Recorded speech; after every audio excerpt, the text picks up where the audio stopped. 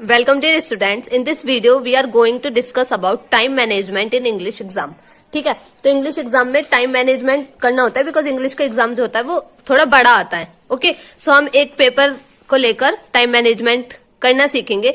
तो होगा क्या कि आपको जब आपका एग्जाम 10:30 से स्टार्ट होता है, ठीक है, तो उसमें हमें क्या करना है, पहले जाकर बैठ जाते हैं, वो सब ठीक है. हमें 15 मिनट्स पहले ही पेपर मिल जाता है तो हम उसे रीड कर सकते हैं. ठीक है, तो आपको क्या करना है, पेपर का जो एंड है, जो लास्ट सेक्शन है, वहां से पेपर को रीड करना स्टार्ट करना होता है.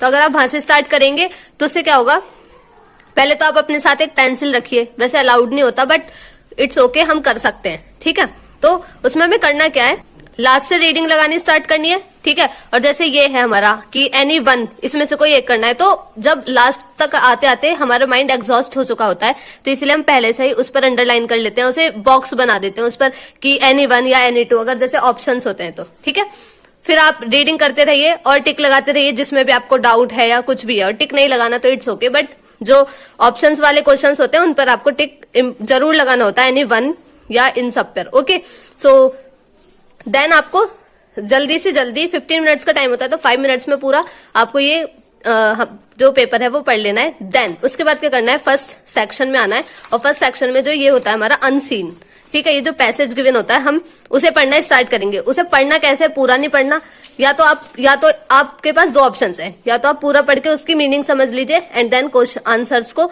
सॉल्व करने स्टार्ट कीजिए. पहले से नहीं लिख सकते, टाइम से पहले जब टीचर्स बोल देते हैं कि हाँ आप लिख सकते हैं तब ही लिखना होता है हमें. ठीक है, बेसिकली यही होता है उसमें. तो आपको ये पढ़ना है, पूरा अच्छे से पढ़ना है पहले. ठीक है, और आप क्वेश्चन सॉल्व कर सकते हैं. या फिर दूसरा ऑप्शन ये है कि आप क्वेश्चन को पढ़िए. ठीक है, जैसे आपने ये क्वेश्चन, कुछ भी है क्वेश्चन हमारा, वो हमने पढ़ा और फिर उसी के हिसाब से हम डायरेक्ट आंसर ढूंढना शुरू कर रहे हैं. ओके, तो ये 2 स्टेप्स हैं जो आप अनसीन के लिए फॉलो कर सकते हैं.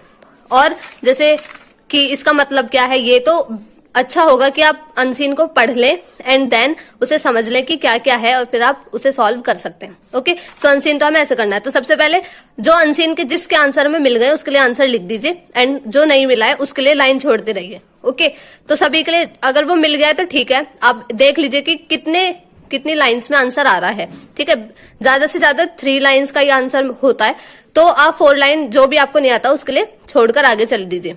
फिर आपको सेक्शन सी करना है जो हमारा लिटरेचर सेक्शन होता है, बिकॉज लिटरेचर सेक्शन और राइटिंग और रीडिंग सेक्शन, इन दोनों को मिलाकर लिटरेचर बनता है. मतलब कैसे, जो मार्क्स होते हैं वो लगभग सेम होते हैं. ठीक है, जितना रीडिंग और राइटिंग होता है उतना अकेला हमारा लिटरेचर सेक्शन होता है. ओके, सो आपको लिटरेचर सेक्शन करना है रीडिंग के बाद.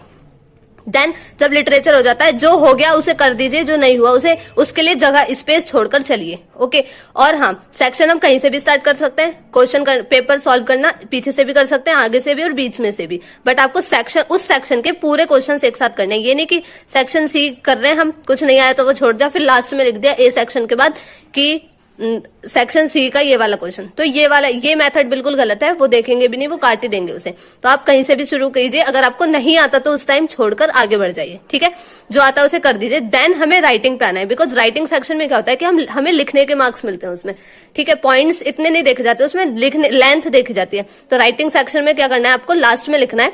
जितना आप लिख सकते हैं टाइम होने तक उतना हम लिख सकते हैं. ठीक है, तो ये वाला अगर आप इस प्रोसेस को अपनाएंगे तो आई एम श्योर कि आपका टाइम मैनेजमेंट अच्छे से हो जाएगा, पूरा एग्जाम अच्छे से कंप्लीट कर सकेंगे और कोई क्वेश्चन छूटेगा भी नहीं. और अगर क्वेश्चन नहीं आता है तो हमें वो तब भी सॉल्व करना है. और मार्क्स गेनिंग ट्रिक की वीडियो मैं डिस्क्रिप्शन बॉक्स में दे दूंगी, कमेंट सेक्शन में भी पिन कर दूंगी उसे, तो आप वहां जाकर उसे देख लेना. आई होप आपको ये टाइम मैनेजमेंट समझ भी आया होगा और आप उसे फॉलो भी करोगे.